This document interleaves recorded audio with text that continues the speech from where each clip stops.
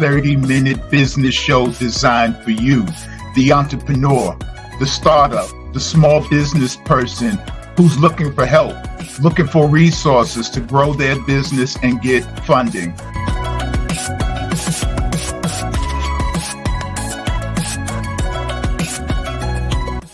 I want to ask you, stop. Before you move forward and start applying for funding, for grants, do you have everything in place?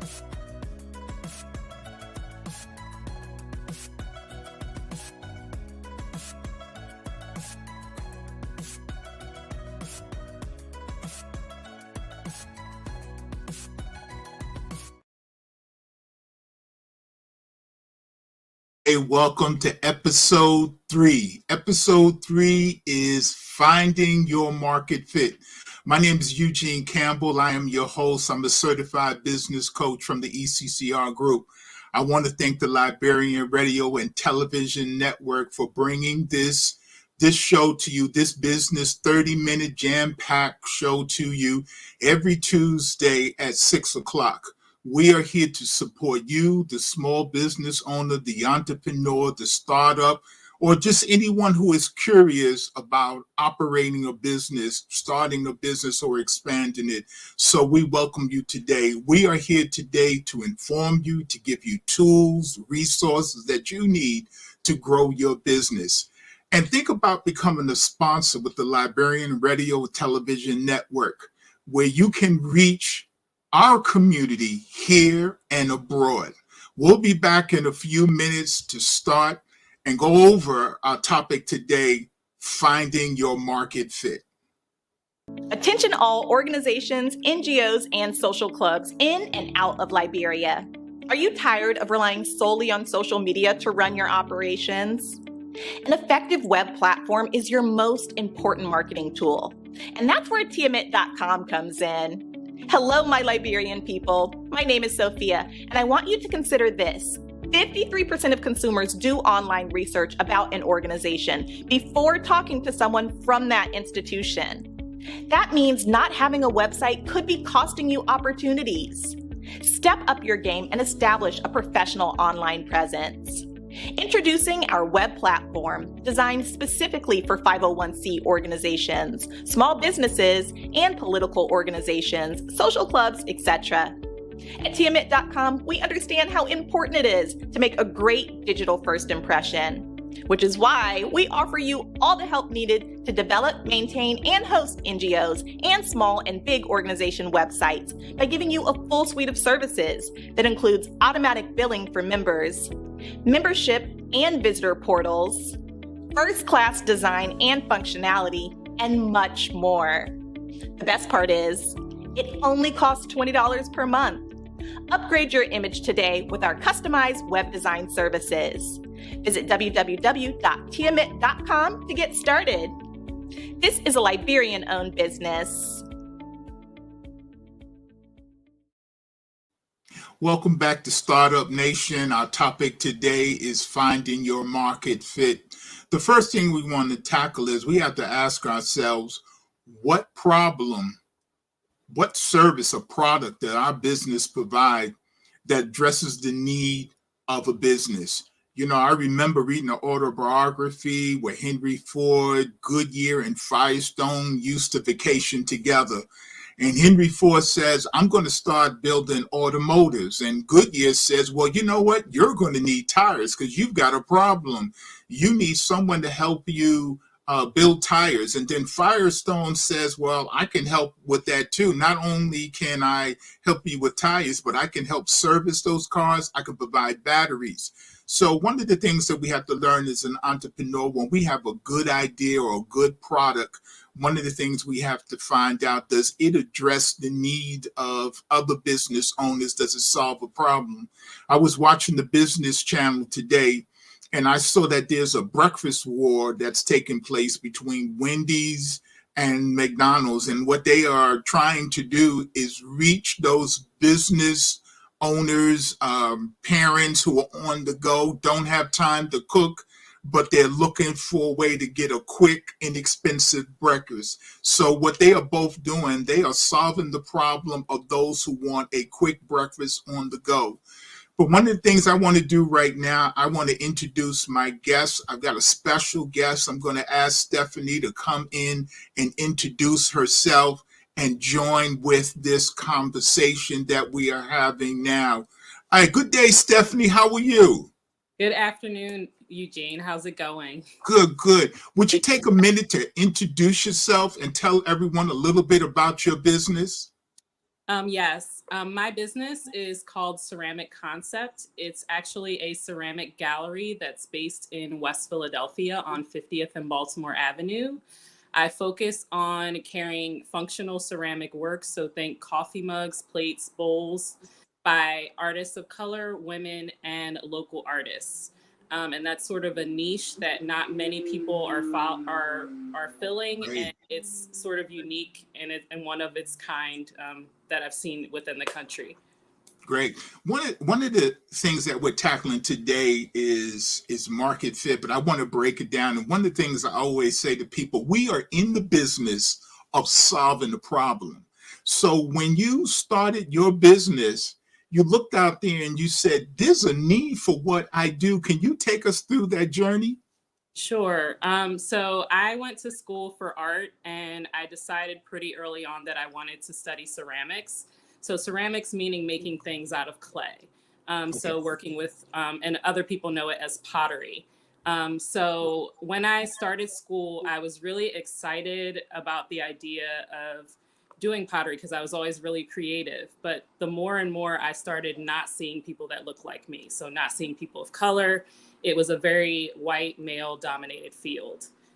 So what I sought to do was in knowing that about my field was that I wanted to create a safe space for creators to not only sell their work, but also to promote their works and to give a lot of people a first opportunity they may not have gotten an opportunity elsewhere.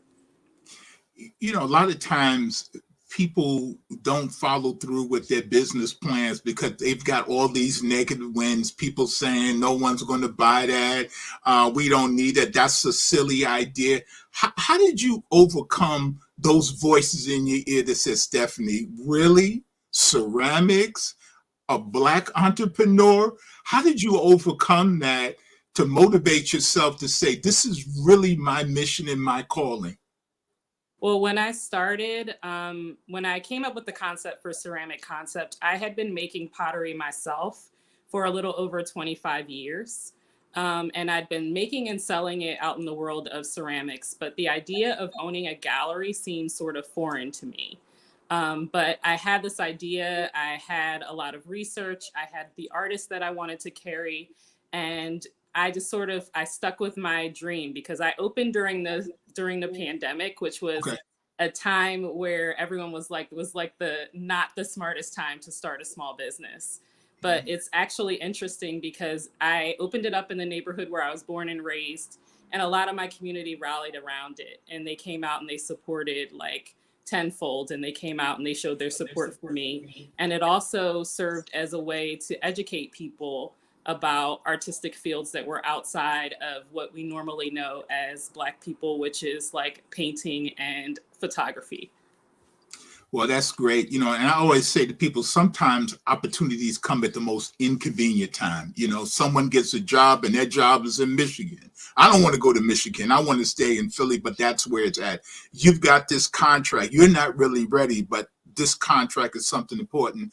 We're going to take a break in a minute, but I want to drill down on this question about solving a problem. So you had this idea, you had a plan, and how did you kind of get feedback to say, you know what, I'm really on the right track. This is the product or service I need to provide because I see a lane. Definitely for me, it was doing a lot of research. I'm definitely a research oriented person. So I definitely went out and I looked at my competition. Mm. So I went to local clay studios and I went to schools and I talked to them about like how they were making things work and what wasn't working. And I tried to take that research and sort of like elevate that. So I did a lot of research for many Mhm. years before I decided to open my business. But I think that's the biggest and the key point to all of this is like, you have to do your research. You have to know who your customer is. You have to know who you're targeting. You have to know if what you're trying to build is going to work in the neighborhood that you're trying to build it in. So those Okay. are big key points. All right. Thank you, Stephanie. That's great advice. We're going to take a break and come back and continue this conversation. Welcome to Startup Nation. At Fatu's, we know what it's like to feel a little homesick. That's why we work hard to bring you the very best and freshest imported foods and supplies from home. With quality design African cloths, beauty supplies, and tasty African food items, you'll feel right at home. So what are you waiting for? Stop by Fatu's African International Market for all of your household and family needs. See you soon. Welcome back to Startup Nation. And Stephanie, I want to continue this conversation. Here is now, okay, so I heard you gave us good advice. Come up with a plan. Don't worry about the negative voices. Study your competitors, see what they're doing, see where there's a lane for you. So you're kind of building up this momentum to launch this business. But I've got this business. I think it solves a need. Somebody wants it. But now, how do I find my ideal customer? How do I find that person who wants what I offer? And I think about, there's the highway, right? And unless you know what exit to get off, you could be on that highway for a long time. So take us through your journey, all right? So you've got this, you've got this your ceramics, you got your gallery, and you opened it up. Now you got to go find your customers. What was the process you went through? I actually started finding my customers before I built my business. Okay. And I think that that's sort of the smartest road to take. And there's many ways that you can do it. But the way that I did it was I was a ceramic artist who was selling my own work for many years. So during that time that I was selling my own work, I was collecting emails, I was making relationships with other artists, and I was sort of building up the momentum to open up Ceramic Concept. So when I launched Ceramic Concept, I basically advertised it to my mailing list that I had for my business, Stephanie Threet Ceramics. And then I also was using access to my social media that I had for my other business to launch the new business. So it was kind of interesting how I had a lot of other potters and ceramic artists who would basically take any campaign or any like fundraiser that I was trying to do to build the business, and they would also repost it. So building that initial community that can rally behind you when you actually launch something bigger is like really key to sort of like building a business. And you can do that in many different ways. I mean, you can do it like I spent many years doing it, but you can start smaller where you start to build your community by going to events and attending social gatherings, building business networks, by going to different kinds of social or artistic gatherings, whatever your field or your niche is, and just use that as a tool to build and create relationships, and then use those relationships to help promote the next phase of what you're trying to do. Now, we're going to talk a little bit about lead generation and what it is, but I want to go back to this, is that you started planting the seeds before you even started your business. And sometimes I talk with small business owners that are like, well, I don't want anybody to know because somebody's going to steal my idea. Somebody's going to take what I'm doing. And it's kind of like that mason jar. It never gets open. You don't want to tell anyone. And the thing of it is that there could be help out there, because you never know. Somebody could say, well, you know what, Stephanie, I'm looking to support someone like you, or I would have sent you to a training, to a resource, but I didn't know. So how did you kind of share, but at the same time, you were protecting your investment? I was actually pretty secretive about what I was doing, to be quite honest. I was collecting a lot of data and doing a lot of research, just under the strength of saying that I'm interested in this, not saying that I'm going to open a gallery, I'm not going to do this or whatever, but I would ask people, like, say if I was ever interested in doing this, like, what would you say your best advice would be as to like how I would fundraise it? Mhm. How I would fundraise this, and they would give their 2 cents or whatever, and I would just keep it moving. But I kept everything pretty secret, and I guess I could have gotten more support on the beginnings of it, but I felt because I was building something that hasn't existed, that it was kind of important for me to keep that really kind of close to myself until I was ready to launch it publicly. Okay. You mentioned you have a specific niche. Can you Mhm. explain that to someone who's wondering, like, what is she talking about? What's So the niche? niche, Hmm. niche just means like you have a certain area of your business or a certain idea for your business that doesn't currently exist. Like it has an area where Okay. it lives. Hmm. So, for example, like my niche is that I have a ceramic business that focuses on artists of color, women, and local artists. Okay. Like, yes, there are lots of ceramic businesses that exist. There are lots of ceramic galleries that exist, but there are not ceramic galleries that exist with that specific niche. Mhm. Okay. So I just want to kind of unpack this for someone who's listening, saying, they're talking about, finding my ideal customer. What does that mean? In Mhm. plain language, to me, an ideal customer is someone who wants your product or service and is prepared to pay for it. Mhm. That's your ideal customer. And it's like you have your friends on Facebook and they look at your page and they see what they're doing, they like, but they don't buy your service. That's not your ideal customer. Your ideal customer is someone who wants and needs your product or your service, and they're prepared to pay for it. And when you think about it, I see people during the pandemic that created so many mobile businesses. They will come to your house to wax your car. We have people that pick up laundry now. They will do your laundry for you. So with people, and look, is that not solving the problem? Yeah. Washing somebody's dirty clothes who doesn't want to do it. And that may sound crazy, but when I think about dog walkers, do you see how many people are actually dog walkers, and they're making anywhere from $60, $100 an hour walking the dog? So be creative, think out the box. You may have an idea. I have seen, Stephanie, people in our community who were at home baking pies and cake, and they went to a community kitchen, rented out that kitchen, and took that home idea and made it into a business. And so you have to do it. I see members of the Hispanic community that a lot of members in their community are day laborers. They prepare lunches, put it in the bag, and take it to them to sell to them.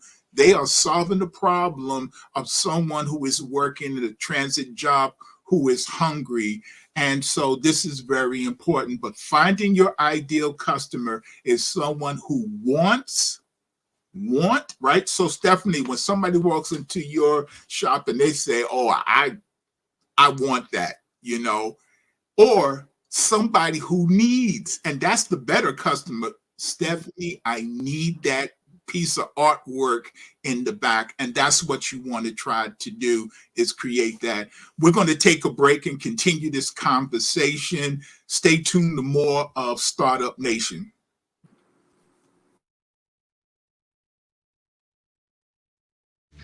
Maintaining your vehicle can be a major investment. That's why, here at Brothers Auto Care, we pride ourselves on providing professional and reliable auto care at affordable rates.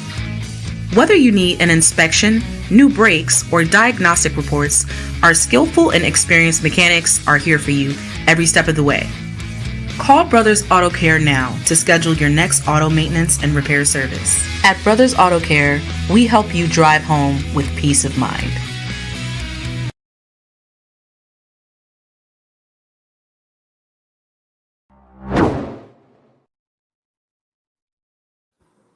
Welcome back to Startup Nation. I'm so glad that you've joined us. This is a safe place for entrepreneurs, small business owners, and startups. We're here to just discuss The real experts are you. We are here to discuss, share ideas, strategies that work.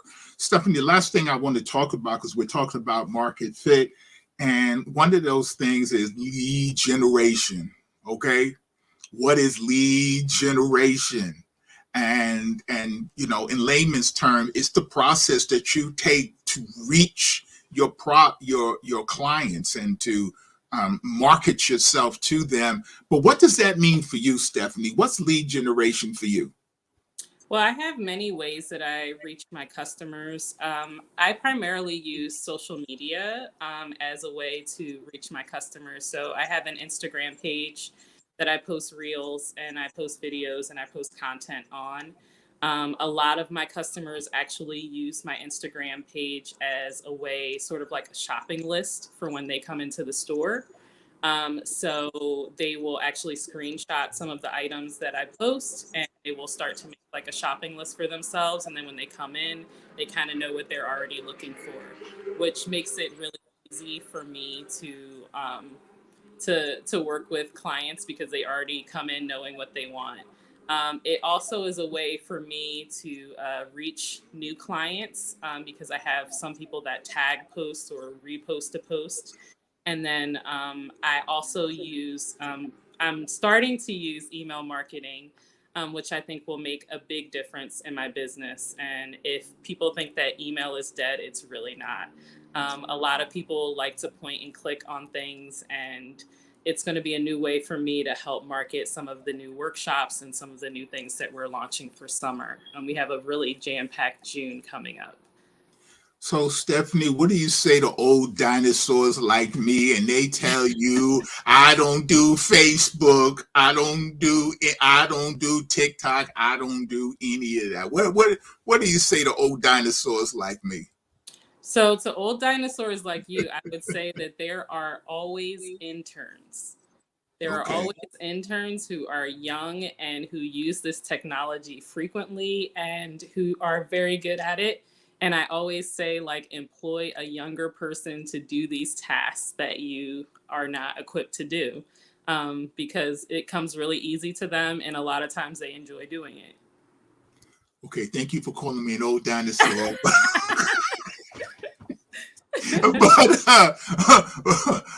but I just want to say this is that before the pandemic, how I met people was shaking hands, going to meetings, and that's really, I did word of mouth, and I didn't have to even worry about marketing myself. After the pandemic, things changed. And then it was like, there's a new way of doing business. It wasn't that the internet was discovered, but now it's something you have to do. I remember somebody criticizing one of the comedians and saying, oh, why are you doing Instagram and why are you doing Facebook? Why are you doing it? He said, because that's where my customers are at. And so if we fail to innovate, if we fail to embrace, and that's what happened with a lot of our businesses, that a lot of our businesses didn't want to innovate. I'm not going to do DoorDash. I'm not going to do Uber Eats. I'm not going to do any of that. And then what happened? You lost out on the market share. If I believe right now, I think Red Lobster is going into bankruptcy because the attitudes, the habits and the attitudes of their clients have changed, but they have not. And Okay. that's why you see McDonald's is trying to change their menu. But I want to just talk about lead generation, the social media, and you tell me if I'm missing something. You mentioned email. There are networking. You talked about going to conferences. Going to networking events, attending conferences in your field. There's lots of events and social things that you can do. So I would check around and start getting acquainted with networks. You can research things through hashtags, through social media. You can research them through hashtags or through search bars on Google. And see what's going on in your area that's in your industry. Sometimes just like attending one of those events can be a game changer for you because you can make lots of connections and you can make lots of relationships, build lots of relationships with people who can help you in your field. So I wanna just kind of peel this back for somebody who's listening, saying, okay, well, it's just me. I'm running my business. Now y'all want me to do Facebook, and now you want me to do um, Instagram, you want me to do Facebook, you want me to do all this. So one of the things that I would say to you, and you mentioned intern, before the pandemic, I think I had 20 posts on Facebook. I'm going to be honest. I don't understand it. I don't like it, but I understand I have to embrace it. So what did I do? I took Stephanie's advice and I went and got an intern. You can go to Fiverr, you can go to Upwork, and now I've got like 5,000 on each platform. And I want to give you a secret. Most of the companies that you are dealing with that are marketing to you, they are using those platforms. They are using Fiverr, they're using Upwork. I think there's something called Freelancer. There's all these places that you can go to that you can get someone. And let's not forget nieces and nephews, right? Nieces and nephews can help you too. You can also go to local schools and Absolutely. So there's no excuse. You have to embrace this. But I want to go back to some advice that Stephanie gave us.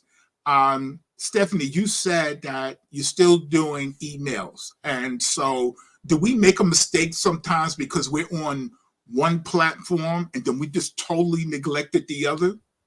Yeah, I feel like I was focusing for a long time on social media, and that's because I started my business during the pandemic, and during the pandemic everyone was at home. So everyone was on their social media platforms and everyone was really like present and there. But now I think as we've gotten past the pandemic and people are into their regular lives, like it's important to find other ways to integrate people's lives. So a lot of people are on their computers, so checking their email is something that they do pretty frequently. So sometimes you start out with something that's a really great idea and it's working awesomely, and then something changes slightly in the market, something changes in terms of trends of what people are doing, and you have to, I feel like the biggest advice I can give to people about business is to learning how to pivot. And if it's something that is not your strong point or your strength, trying to figure out how you can hire someone to do that, or how you can find an intern to do that, or how you can find a family member or a friend to help you do that. Because those are what's going to make the biggest difference, and those are what's going to keep you in the game longer. Okay, thank you. That's great advice. We're going to take a quick break and we'll be back with more Startup Nation.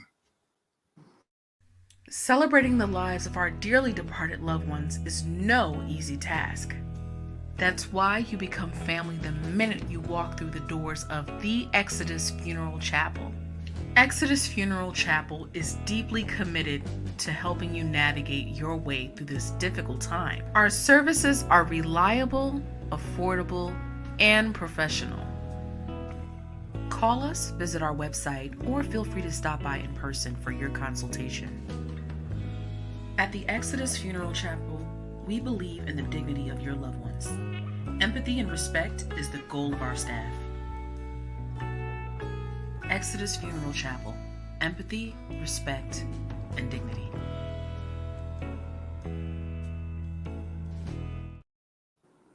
Welcome back to Startup Nation. We're so glad that you are joining us. We are here every Tuesday at 6 o'clock. We're going to start to wrap things up. But Stephanie, this is the part of our show where we talk about tools and resources, and feel free to join in. And we talk about grants that could be available, resources that could be there, because a lot of times people think that they are by themselves, but they're not going to organizations like SCORE. They're not going to their business center, that someone could help or advise you. Did you tap into any of these resources when you first started? So when I first started my business, no, I felt like I was very sort of consumed in all of the process of starting it. But since I've been in the process of trying to sort of revisit the things that I need to rework in my business. I did take a business program last summer, which was how I met you. Right, right. So I want to say, for me, I didn't know. So first, what I did, I got online and I got on platforms like this. I looked at anything that was free and I would sign up and say, oh, here's this business show and I can learn, and I would take notes. I would get online and I would just watch other business coaches. I was like, well, can you really make money from doing this? And I would watch people set up their programs, how they communicated.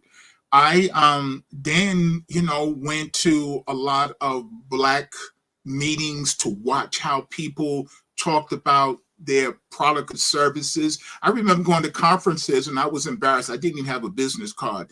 But don't let that stop you from going. And I say to people, you don't have to get perfect to get started, because when I went there, then I realized, oh, I need to have a sign. I need to have a backdrop. I need to have little things that make me look professional. As a matter of fact, I was at a Essence conference 2 years ago in Philadelphia, and I went there and I was able to put my show on and show people who I am and what I can do. And I can tell you that it makes a difference. It makes a difference to people if they feel that you are legitimate. So if somebody's talking to you and they have a Hotmail email address, stay away. Okay.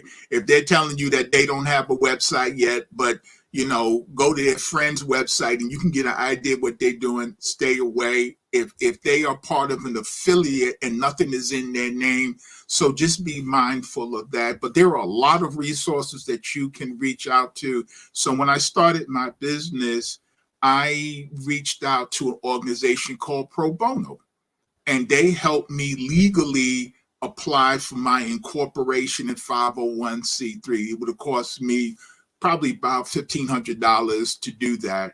And now I'm trying to show people how you can do this for yourself. I didn't know how to write grants, so I went to foundation webinars to see how they do it.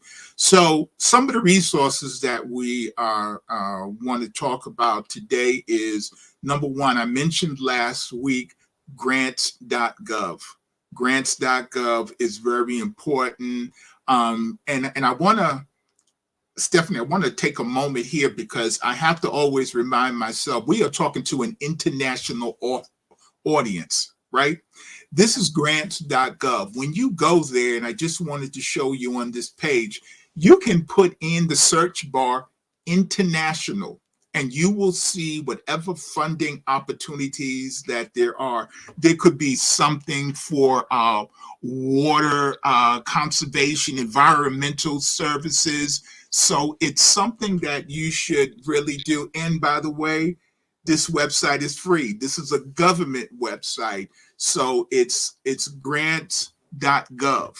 Make sure you're on the right side, grants.gov, and you can go there and you can search for grants, not only international, but local. You could set up email alerts so that you will get alerts when grants are available. So this is something that you need to put on your list. The other thing is something called Grant Watch. I sign up for all of these grant alerts. Grant Watch is something very important for those businesses and nonprofits, especially nonprofits that are here in the United States. Sign up for the free alert, okay? I always tell people, don't go run out and start spending money on all these subscriptions and stuff. Figure out what you can get for free. So grants.gov for free. You can go to Grant Watch, and that is also free as well. The last one I think we have is Urban Awareness. Urban Awareness is my go-to organization. I'm not paid by them to promote them, but I am a member of Urban Awareness. I've been with them for 2 years. If you are a nonprofit, this is the go-to agency as far as I'm concerned. And not only do they work with nonprofits, they work with churches, they work with social enterprises. So if you have a social enterprise and you're looking for funding, first thing I would tell you is sign up for their grant alert. So every day they are sending out announcements of funding. Target, Walmart, they will send you grants on social justice. They also, churches, if you have a church, they will also go for funding there. So all three of those, grants.com, Grants Watch, and Urban Awareness, first thing I would tell you to do is sign up for the free grant alert. Information is power. Am I right, Stephanie? I mean, Yes, it you don't is. know what is out there, but you have to sign up. You have to take a look at that. When you're looking for funding, Stephanie, are any tools or resources that you use that maybe I haven't mentioned as a business? So I use Ask Alice. Ask Alice is a really good tool. It's actually like a platform that, like basically, like you said, like funnels in different grant opportunities. But basically, you just have to sign up, and the subscription doesn't cost anything, but you just have to register, and then you'll get email alerts that let you know about upcoming grants. Okay. There's also, it's a women's platform. I'm trying to remember the name of it. It's a women's platform, which basically for women's businesses, just like allows you, it's a crowdfunding platform, but it also, I fund women. Okay. They also give you grant resources as well. So again, this is like another website that you register on. It doesn't cost any money, but they do send you grants and resources. So I also encourage people to sign up with their like local business associations, like local business centers. If you are affiliated with a bank that has some sort of community outreach, those are really good resources. And oftentimes you can get on their mailing list as well, and they will funnel resources to you as well that come up for them. So those are some other ideas as well. That is great. And I also would suggest to you, I always ask people, do you know who your elected officials are? And they say, no, you should sign up for their local newsletters because you never know if something is coming down from the state. And the other thing, sometimes you need a letter of support. So it will be very good for you to be friends with your elected officials, and just take this attitude. Whether you voted for them or not, if they are your representative, they're supposed to serve you. So it's important to reach out. We're going to take our last break, and then we're going to just summarize, and we'll be back in a few minutes. Okay. Introducing Suku Express, shipping from the USA to Liberia, offering pickup services from Maryland, Pennsylvania, Delaware, New Jersey, and New York. Suku Express is very reliable, efficient, trustworthy, and seamless. U.S. warehouse and loading dock is at 54101 Tacony Street, Philadelphia, PA 19137. Contact 267-987-6821 or 267-437-64463. Then in Liberia, at Dry Rice Market, Bannersville Road. Contact 0775-245-660 or 0555-594-53. Hey. This is Grace, the CEO of the founder Suku Express. Parcel your stuff good, valuable stuff goes in the plastic barrel. You gotta shrink wrap, you lock the barrel, you gotta shrink wrap the barrel, protect your stuff. Boxes, useful, shoes. Any box taller than me, I can't ship it. With Suku Express, your worries are over. Ship with confidence and ease. Thanks for doing businesses with Suku Express. Don't forget to like and follow LRTN Live on Facebook and the Liberian Radio and Television Network on YouTube.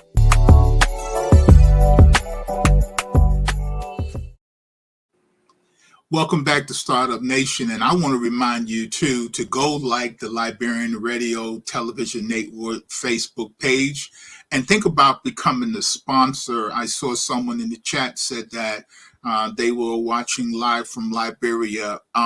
Stephanie, I'm going to Liberia soon. Mr. Anderson has promised me that because we are global, right? We are global. We can't let the Europeans just go out and gobble up the rest of the world. So, Stephanie, we just want to kind of summarize everything. And so today's topic was, finding your market fit, and that means like, I'm selling everything to someone. But you mentioned that niche, which kind of zooms in and says, I am a artist who is supporting African American artists to make sure that I give them a showcase where they can, showcase their product and services. You talked about, and I'm just going to ask you to summarize this. You talked about the problem you solve, and why is that important when you start in the business? Well, for me, it was about representation. In the field of ceramics, African Americans and people of color are a vast minority. I go to national ceramic conferences every year, and it was kind of appalling that even in the 2020s, that we are still like a vast minority there. So last year, like part of what I did was I made an initiative to bring more people of color to the conference. So I sponsored 11 artists to come and be a part of the conference. But I think in terms of market fit, that finding your niche is all about like finding, it's really just about finding a need and filling it. And so for many people, it's like, you think about things that you wish existed in the world but don't currently, and it's something that interests you and it's something that you're passionate about, and that's what makes it easy to turn it into a business if it's something that you're already passionate about and something that you're already interested in seeing exist in the world. So for me, like bringing that full circle, I think it just is really important to take that specialty, that thing that doesn't exist in the world, and just think about how you can make it great. Yeah. Great. And I would say, even if it's in the world, one of the things you could do, you could make it better. You could make it better. So, that's right. So if you've got a food or product that is targeted to serving the Liberian community, do it better than everyone else. And people will say, and when I think about that, that commercial, oh boy, a Goya, right?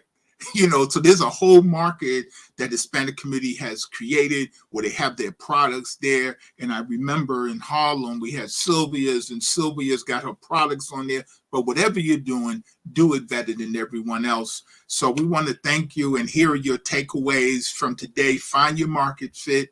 Network. Lead generation is finding your ideal customer who needs and is ready to buy your product or service. And lead generation means you got to get out there and you got to tell people about what it is that you do, what your service is. And if you don't like social media, find someone else to do it. And remember, there's people out there who still like snail mail. That person at church that, no, baby, I don't do online. I'm gonna have to write you a check. Well, you know what? That's fine. So that's something that's very important. Stephanie, before we leave, tell people again, where are you located at? Maybe they want to come by and see your shop. So I'm located at 5015 Baltimore Avenue. So that's 5015 Baltimore Avenue in Philadelphia, Pennsylvania. And the zip code is 19143. You can also reach me through my website, which is www.ceramicconceptphl, as in Philadelphia.com. And we're also on Instagram under the same handle, Ceramic Concept PHL, as in Philadelphia. And you can find lots of videos and pictures of all the great things that we do and a lot of the great things that we have coming. So thank you so much for having me today. Sure. Thank you. And I want to say lastly that I want to thank the Liberian Radio Television Network for giving us this platform. Yes. Yes. because we've got to support this platform. We've got to support it financially. We got to support it with sponsors. We got to support it with ideas. And we are going to have some guests who are going to have that international voice. But I thank you for being here. And I want to say, lastly, put your email in the chat. I will be more than happy to reach out to you if you need to make any contacts with some of the resources that we talked with. And I'm at the ECCRgroup.com, Eugene Campbell at ECCR Group. But put your information in the chat. I thank you so much for being here. And there I am on the lights on Broadway. But feel free to contact me. I even have a WhatsApp number there that you can give me a call. I have a Wednesday business coaching group that I'd like to invite you in as my guest. But I thank you so much for being here. Welcome to Startup Nation. We will see you next Tuesday at 6 o'clock. And I want to thank Stephanie, my lovely host, for being here. Thank you. Virtual. I throw you some flowers. And I also thank you again, and we will see you soon. Okay, thank you.